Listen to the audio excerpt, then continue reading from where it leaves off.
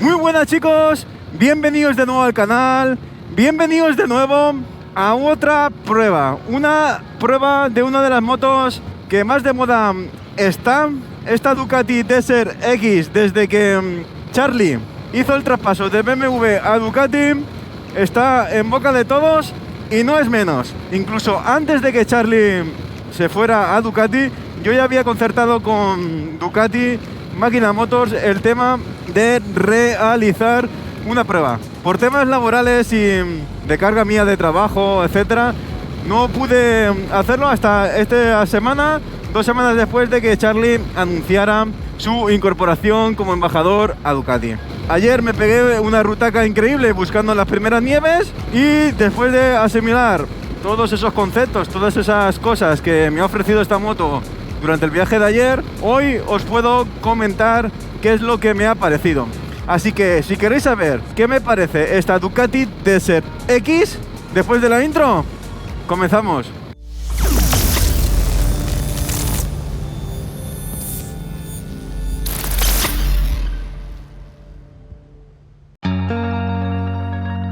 Normalmente compramos una moto es por el tema de que nos entra por la patata, ¿no? Nos entra por la vista, nos entra por el corazón y nos la pone contentilla. Y esta moto, esas primeras impresiones te lo demuestra. Han creado un diseño totalmente nuevo para Ducati. Tiene rasgos dakarianos allá donde la mires. Tiene una presencia muy importante en la parte delantera, con esas ópticas que llaman bastante la atención. Han eliminado el pico de pato, que podrían haber arrastrado de la multiestrada, pero han querido darle otro rasgo totalmente diferente. Un rasgo dakariano con la pantalla en posición vertical de 5 pulgadas. Esta cúpula algo escasa, estilo a la T7, que tanto éxito ha tenido, y que te está indicando desde un principio de que esta moto está pensada para meterse por fregados, para meterse por berenjenales, como diría Charlie, porque creo que tiene la solvencia suficiente para hacerlo. Tener en cuenta que es una moto de 202 kilos, luego hablaremos de eso, pero la presencia que da es de una moto más grande, es bastante compacta en la parte trasera y bastante voluminosa en la parte frontal. Te queda bastante bien recogida las piernas. Hay que reconocer que es una moto bonita. Si te gusta el off-road o eres el amante del off-road con motos trail, a nivel estético pocas motos hay que le puedan hacer sombra. Lo que más prácticamente me ha sorprendido de esta moto es la ergonomía que ofrece en su posición de conducción. Tenemos una posición de conducción natural, tanto de pie como sentado. Me ha dado una sensación cuando iba montado encima de la moto de seguridad. Es decir, normalmente cuando usas motos que no son tuyas, que son prestadas, pues siempre te cuesta, ¿no?, adaptarte a la posición de conducción, pero con esta moto me puse de pie y enseguida noté de que me iba a dar confianza. No sé si eran por las estriberas, que son anchas, no sé si es por el depósito que recoge muy bien las rodillas y puedo tener control de la moto dominándola yo a ella, no la moto dominándome a mí, que enseguida noté de que la cosa iba a ir bien y que no iba a tener problema si me metía en alguna pista algo más complicada para poder moverla. Me ha dado una sensación muy buena de ergonomía. El asiento es bastante suave. El asiento del acompañante es algo estrechito. Si queréis viajar con el acompañante, pues el asiento es bastante estrecho, no tiene agarraderas y las estriberas traseras no tienen goma, por lo que quizás no sea lo más cómodo para ella. Pero de todas formas es una moto enfocada para lo que es, ¿no? Más para meterse en fregados, más para off-road y más para un uso individual. Otra cosa que quizás a nivel de ergonomía es lo único que he echado en falta y única pega que le encuentro es el tema de esta cúpula. La cúpula es escasa. Podría haber sido un poco más alta, un poco más ancha y quizás haber tenido algún sistema regulable. Pero claro, estamos hablando de que es una moto enfocada para el off-road. Si es lo que decía ayer, si queréis una moto más mixta, ya tenéis que ir a otro tipo de moto, a una multiestrada, a la V2 o a la V4, que te permite hacer un poquito de todo y cumple más en moto para viajar. En esta moto, si vas a hacer un viaje a los Alpes, por ejemplo, y tienes que llegar hasta Francia y usar la autopista para llegar lo antes posible, pues al final del viaje te va a doler la cabeza si no has mejorado el tema de la protección aerodinámica. Para carreteras así convencionales como estamos haciendo ahora, no vas a tener problema. Es una moto que cumple perfectamente y en campo también.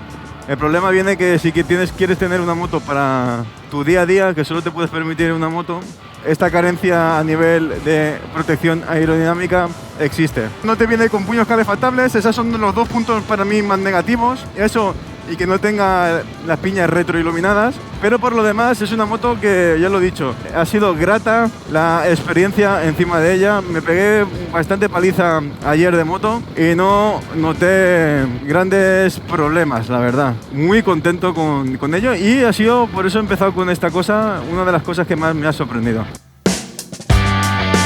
El motor es otra de los puntos destacados de esta moto. Es un moto que ha partido y evolucionado respecto a la V2. Yo no tuve la oportunidad de probar la V2, sí que probé la 950 en la Motovolta Girona.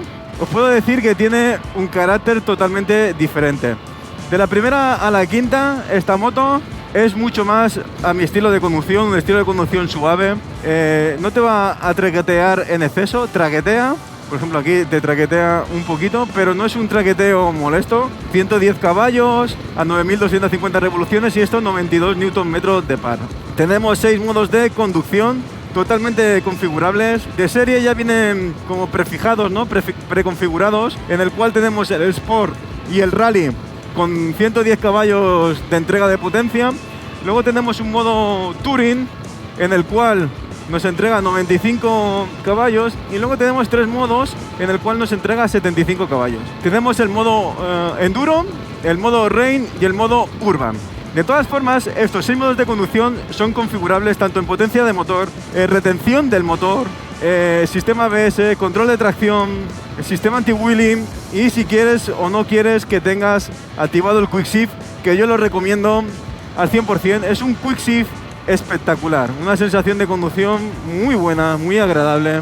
Me ha gustado muchísimo cómo se ha sentido este Quick Shift. Es una maravilla estar subiendo y bajando marchas. En cuanto a tema consumo, tenemos un depósito de 21 litros. Me está dando a mí un consumo de 4,6 litros a los 100.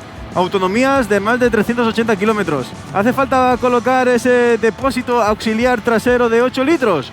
Para mí no. ¿Estéticamente le da un plus? Por supuesto que sí. ¿Queda más bonito? También. ¿Es postureo? Por supuesto. ¿Hace falta en Europa? No. Con 380 kilómetros de autonomía no hace falta tener 29 litros en una moto, la verdad. Porque con esos 380 kilómetros vas más que sobrado.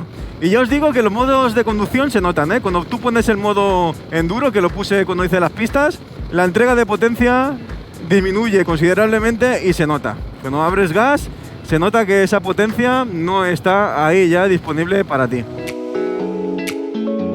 Tenemos en la parte delantera 2 frenos de disco de 320 milímetros con pinzas radiales de 4 pistones de la marca Brembo M.50. En la parte trasera tenemos un monodisco de 265 milímetros con pinzas flotantes de 2 pistones también de la marca Brembo. Para mí una sensación agradable ha sido, aparte de la frenada delantera que es simplemente brutal, ha sido la sensación que me ha dado el freno trasero. Aparte de que la accesibilidad al freno trasero es excelente, la sensación de control que me ha dado ha sido gratificante, ¿vale? Quería probar sobre todo cómo derrapaba la moto y la sensación ha sido muy, muy positiva. Por lo tanto, junto con la retención del motor, que lo puedes usar como freno adicional, ¿vale? Muchas veces si tú configuras con una retención alta del motor, puedes tener esa capacidad de frenada sin tocar el freno, que eso también ayuda a la ergonomía, ¿no? Al tener que usar menos el tema de los frenos, pues hace que tu cuerpo tenga que hacer menos cosas y por lo tanto se canse menos. Estamos hablando de que es una moto enfocada al off-road. En la parte delantera, horquilla invertida Callaba de diámetro 46 y recorrido de 230 milímetros, totalmente configurable en precarga, extensión y compresión. Y en la parte trasera tenemos un monoamortiguador, también totalmente regulable, con un poquito menos de recorrido, de 220 milímetros de recorrido. ¿Qué os puedo decir de esta suspensión? Para carretera la he encontrado en tal como viene tarada de serie, algo blandita. Habría que añadir un poquito la dureza, un poquito más de dureza para tener una conducción un poquito deportiva en carretera. Porque enseguida que frenas se hunde bastante en la moto. Tener en cuenta que tenemos, como os he comentado, una frenada muy buena en la parte delantera y eso hace que si tienes unas suspensiones que son blanditas, que están enfocadas al campo, pues se hundan en carretera. En cambio, en campo me ha dado una sensación brutal. Por primera vez en mucho tiempo sentía la rueda delantera. Sentía cada uno de los movimientos de la rueda delantera, me daba confianza. Ya os he dicho que junto con la posición de conducción encima de la moto, estas dos cosas, esa suspensión delantera más esa posición de conducción, me alegró el día ayer, porque me encontraba pero que muy cómodo. Es una moto que va a trabajar muy bien en campo, una moto, lo dicho, diseñada y pensada para ello y que te va a dar alegrías todas las que quieras si tienes esa habilidad para meterte en campo. Tener en cuenta que son 202 kilos, 21 litros de depósito. Eso sí, esta moto, si la vas a meter en campo, necesitas las barras de protección. Ahora os voy a explicar un poquito cómo funciona el tema de la pantallita. Tenemos el joystick izquierdo, este de aquí, es para configurar todo el tema de la pantalla. La pantalla principal tenemos la parte superior y la parte inferior, que es donde podemos tocar y subir. Para entrar en la parte inferior, por ejemplo, mantenemos pulsado y entramos en la parte inferior, donde veremos el trip total, autonomía, el consumo, el tiempo, el trip 2 igual, el odómetro total, etc. Para entrar en la parte superior, pues mantenemos la parte superior apretada y podemos entrar en crono y en configuración. En configuración podemos configurar el modo de conducción, la información de la moto, el trip master de precisión, las unidades, el idioma, intermitentes si los queremos automáticos o no, calibración de neumáticos. Esto teóricamente cada vez que cambiamos el neumático lo tenemos que hacer, configuración de la fecha y la hora, un código PIN porque en caso de emergencia, pues como de seguridad, ¿no?, etcétera, configuración de la pantalla como queremos ver, el tema de las luces automáticas, si entramos, si queremos que sean automáticas o manuales, el indicador de combustible, si queremos que arriba a la izquierda nos aparezca la autonomía o el indicador de combustible, yo lo tengo en nivel porque abajo te sale la autonomía, el display de información, los modos de conducción, cómo configurar la potencia, el ABS, el control de tracción, el anti-wheelie, la retención del motor y el quick shift. ¿Vale? Un montón de cosas configurables. Para meterse y cambiar el modo de conducción, lo que hay que hacer es mantener hacia la derecha apretado y aquí podemos cambiar el modo de conducción.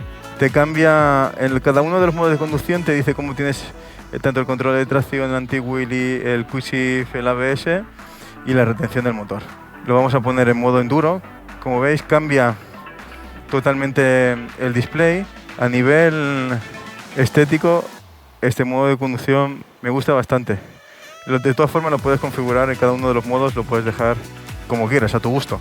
Una moto que cuando vas de pie, al tener la pantalla en posición vertical e inclinada un poquito, se ve perfectamente los modos. Como os he dicho, si haces eventos con roadbook y tal y no tienes un tripmeter o no tienes un móvil para que te vaya calculando, el tripmeter de este es uno como de precisión y puedes ir tú recalando manualmente pues, los kilómetros. Ahora os lo voy a mostrar. Vale, me voy a parar aquí. ¿Veis que sale el tripmeter? Aquí puedes ir subiendo y recalando. No sé si lo podéis ver. Eso es una maravilla. Vamos a hacerlo en marcha, ¿vale? Ahora imagínate que llego a un cruce y dices, hostia, que son 15. Pues ¿qué hago? Subo y bajo hasta 15. Pero es una cosa, un detallito bastante interesante. Encuentro que la pantalla, teniendo tanto espacio que tiene aquí, podría ser un poquito más grande. Pero de todas formas, ofrece mucha información. Toda la moto es full LED, con luces automáticas, es decir, ahora mismo va con las luces de día. Si entráramos en un túnel, se encenderían ellas solas al detectar que ha habido un cambio de luz a menor. Lo podemos desactivar mediante este botón. Sí que es verdad que no podemos volver a activarla mediante ese botón, tendríamos que entrar en el menú configuración. Vale, voy a dejar un clip que grabé ayer por la noche en Autovía, donde se ven un poquito cómo funcionan estas luces. La luz que ofrece, pues yo creo que es buena. No es la mejor luz que he probado. La intensidad es buena, pero es algo difuminada bajo mi punto de vista. A nivel de tecnología, un sistema IMU de Bosch, ¿vale? Que nos permite tener control de tracción en curva, ABS en curva, control anti-wheelie, los diferentes modos de conducción. Tenemos una USB de carga en la parte izquierda. No tenemos puños calefactables, pero son unos opcionales que sí o sí hace falta porque ayer pasé bastante frío. No tenemos arranque sin llave. Y tenemos aquí un amortiguador de dirección, que esto en Autovía nos va a ayudar bastante a que esta rueda delantera no se mueva tanto. ¿Vale? Tener en cuenta que delante tenemos una rueda de 21 pulgadas, 90-90-21, ¿vale? Con llantas tubeless, y en la parte trasera tenemos una llanta 150-70 R18. Lo dicho, una moto pensada para campo sí o sí. Es un punto muy favorable el tema de las llantas que sean tubeless. Para un pinchazo pequeño nos puede salvar de una liada de cambiando la cámara. Lo único malo es que si es un llantazo y se deforma la llanta, pues perderemos aire. Es lo único malo. Hay gente que prefiere una cosa a cámara y otra que prefiere otra. Es cuestión de elegir. Una de las cosas que os comentaba es el tema de la protección aerodinámica. Como veis, el aire me está pegando justamente de aquí para arriba, por lo tanto noto las pequeñas turbulencias que pueden aparecer, y sobre todo es el tema del ruido. Se escucha el ruido, no sé si vosotros podéis escuchar algo o no, pero el ruido se escucha. Pero a nivel de ergonomía es el tema de la protección aerodinámica, porque luego el control de velocidad es bastante cómodo, como veis, 120 y sin ningún problema. Voy con la mano suelta.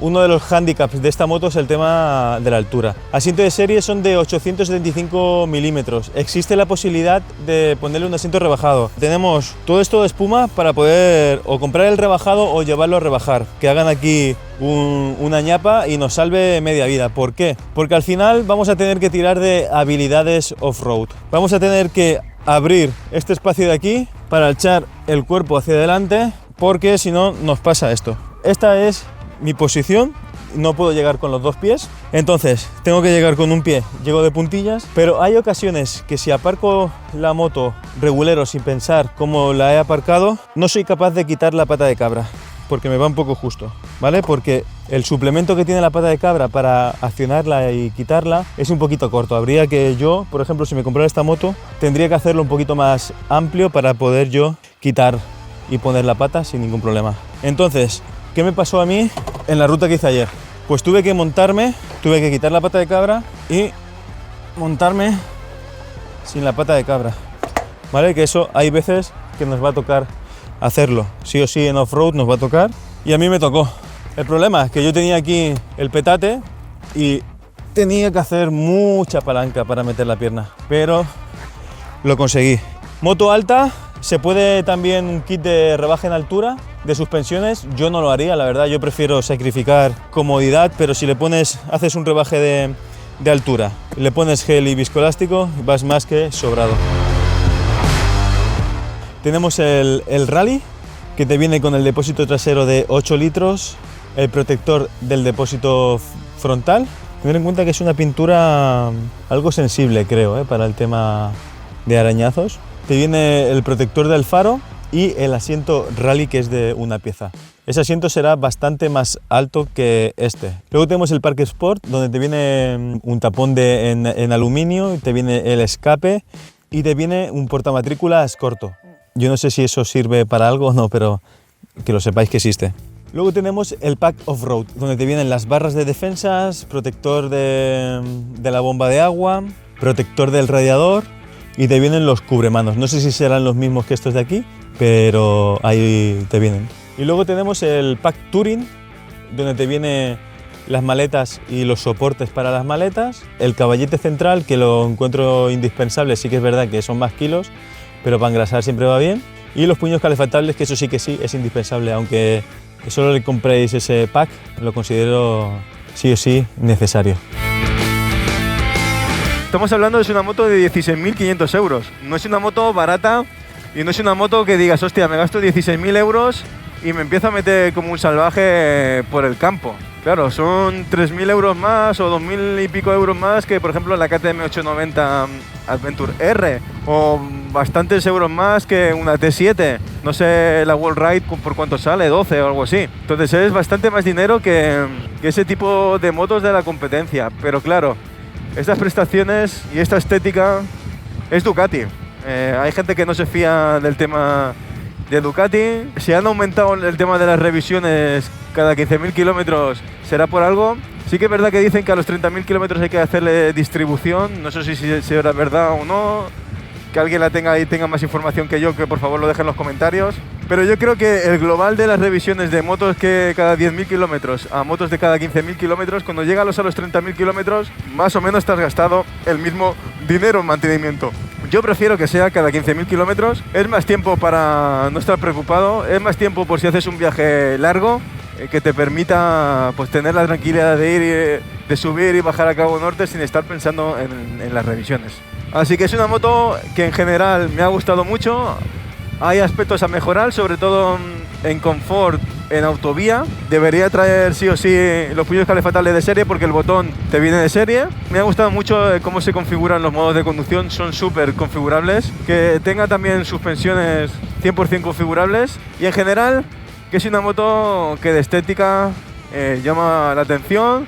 Es una moto que yo creo que se va a poner mucho de moda. Y es una moto que te va a diferenciar del mundo BMW o mundo KTM o Yamaha. Tú ibas a un evento y estaba lleno plagado de T7, KTM 890 Adventure R, y si era un evento carretera de 1250. Entonces esta moto está ahí para quedarse, para diferenciarte, y aparte es una moto pues que va de maravilla. No nos vamos a engañar, es una moto que va muy bien y estoy bastante contento de la prueba que he realizado y las sensaciones que me han transmitido a mí. Así que por mi parte ya está. Como siempre, agradecer a Máquina Motors que me haya cedido durante todo este fin de semana esta Ducati Desert X para probarla, para dar mi valoración, para que gente que esté pensando en comprársela pues tenga una valoración de una persona no profesional, sin ánimos de saber más que nadie, de un usuario, pero que digo mi opinión por si a alguien le puede servir. ¿Vale? Sí que he hecho en falta también algún tipo de sistema para colocación del GPS.